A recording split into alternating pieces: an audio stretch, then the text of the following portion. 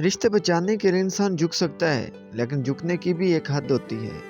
لہذا تعلق وہی بچتے ہیں جہاں دونوں احساس کرنے والے ہوں۔ دل سے گفتگو کا جوش اٹھنا دوستی کی علامت ہے، اور اگر الفت نہ ہو تو زبان بات کرنے سے رکتی ہے۔ ماضی بیت گیا اور اپنے پیچھے داستان چھوڑ گیا، ہمیں حال میں رہنا ہے اور نئی داستان رقم کرنی ہے۔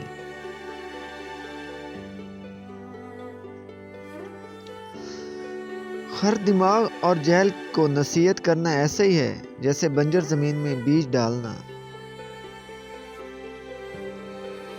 پیارے ناظرین، دنیا میں 90% انسان ایک پنجرے میں قید ہیں جس پر لکھا ہے کہ لوگ کیا کہیں گے۔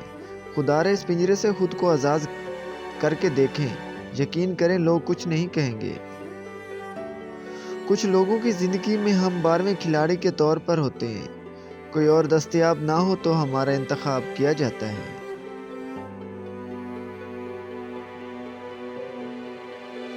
دنیا کے ہر شخص سے مقابلہ کرو، مگر جب مقابلہ استاد یا والدین سے ہو تو پیچھے ہٹ جاؤ، کیونکہ ہار تمہارا مقدر ہوگی، یہی قانون فطرت ہے۔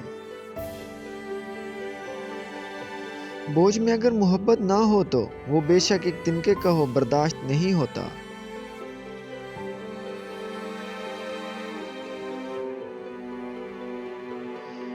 افلاطون سے پوچھا گیا کہ کون سی شے ایسی ہے جسے کہنا اچھا نہیں اگرچہ وہ حق ہو؟ اس نے کہا، انسان کا اپنی تعریف خود کرنا۔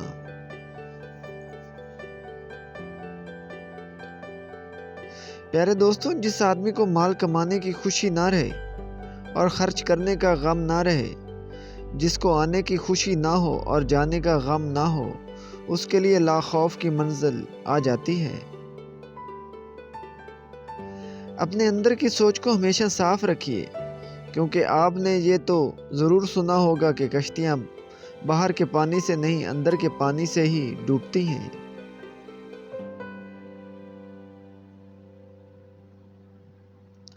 کامیابی کا سفر آپ کی سوچوں سے شروع ہوتا ہے اور بعد میں آپ کی ساری دنیا بدل دیتا ہے۔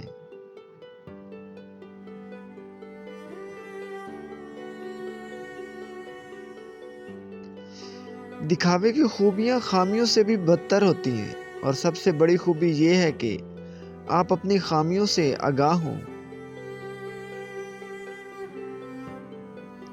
ہر کامیاب شخص کے پاس تکلیف دہ کہانی ہوتی ہے، اور ہر تکلیف دہ کہانی کا انجام کامیابی ہوتی ہے۔ اس لیے تکلیف کو برداشت کرنے کی عادت ڈالو اور کامیابی کے لیے ہمیشہ تیار ہو جاؤ۔ جس دن یہ سمجھ جائیں گے کہ سامنے والا غلط نہیں، صرف اس کی سوچ ہم سے الگ ہے، اس دن زندگی سے بہت سارے دکھ خود بخود ختم ہو جائیں گے۔ خدا مجھے کیسا بھی بنائے، لیکن کسی کی زندگی خراب ہو میری وجہ سے، مجھے کبھی ایسا نہ بنائے۔ برائی دعا پر سے اعتماد اٹھا دیتی ہے، اور جو دعا کے قریب نہیں جا سکتا وہ خدا کے قریب کبھی نہیں جا سکتا۔